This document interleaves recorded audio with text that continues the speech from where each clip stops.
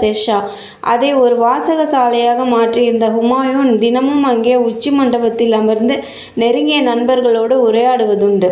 ஜோதிடத்திலும் வானியலிலும் ஈடுபாடு கொண்டிருந்த ஹுமாயூன் வானத்து நட்சத்திரங்களை கவனித்து குறிப்புகள் எழுதுவது வழக்கமாக கொண்டிருந்தார்.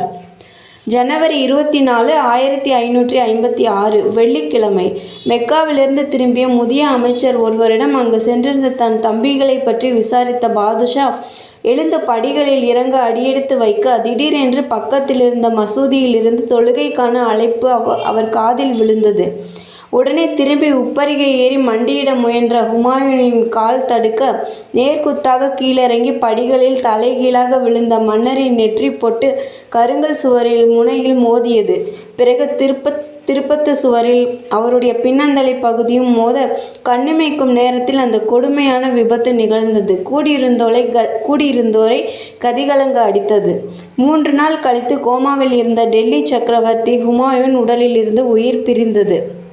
வாழ்க்கையில் தொடர்ந்து பலமுறை தடுக்கி விழுந்து கொண்டிருந்த ஹுமாயூன் கடைசியிலும் அதே ரீதியில் தன் வாழ்வை முடித்து கொண்டது ஒரு விசித்திரமான பரிதாபமான முற்றுப்புள்ளிதான்.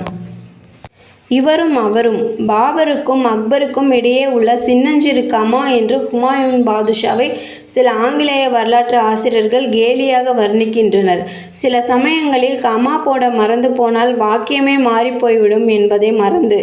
அதுபோல ஹுமாயூன் இல்லாமல் போயிருந்தால் இந்திய நாட்டின் வரலாறும் மாறிப்போயிருக்கும். அக்பர் நமக்கு கிடைத்திருக்க மாட்டார். நாட்டுக்கு ஒரு மாமன்னரை அக்பரை பெற்றுத்தந்ததன் மூலம் தான் செய்த அத்தனை தவறுகளுக்கும் ஹுமாயூன் பிராயச்சித்தம் தேடிக்கொண்டு விட்டார் என்று கூட சொல்லலாம்.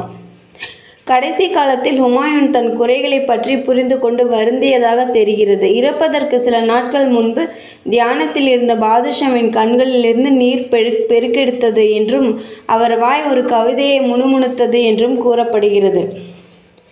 இறைவா, கருணை கடலான நீ என்னை உன்னுடன் இணைத்துக்கொள். உன் பெருமைகளை எல்லாம் அருகிலிருந்து பார்க்க விரும்புகிறேன். வாழ்க்கையின் பிரச்சனைகளும் துக்கங்களும் என் இதயத்தை நொறுங்க செய்துவிட்டன. உன்னை பார்க்க துடிக்கும் இந்த ஏழை பைத்தியக்காரனை எப்போது நீ அழைத்து கொள்ளப் போகிறாய் என்கிற ரீதியில் கவிதை செல்கிறது. கவிதையை இயற்றியதும் அவரே. ஹுமாயூனின் தோல்விகளுக்கு என்ன காரணம்? கோபம், தாபம், காமம் போன்றவற்றைத்தான் அளவுக்கு மிஞ்சி போய்விட்டதாக குறிப்பிடுவதுண்டு. மென்மை, அன்பு, இரக்கம் போன்றவற்றில் ஒருவர் மிதமிஞ்சி போய்விட முடியுமா? வீழ்ச்சி ஏற்படுத்தும் அளவிற்கு போக முடியுமா என்பதற்கு ஹுமாயூன் உதாரணமாக சொல்கிறார்கள்.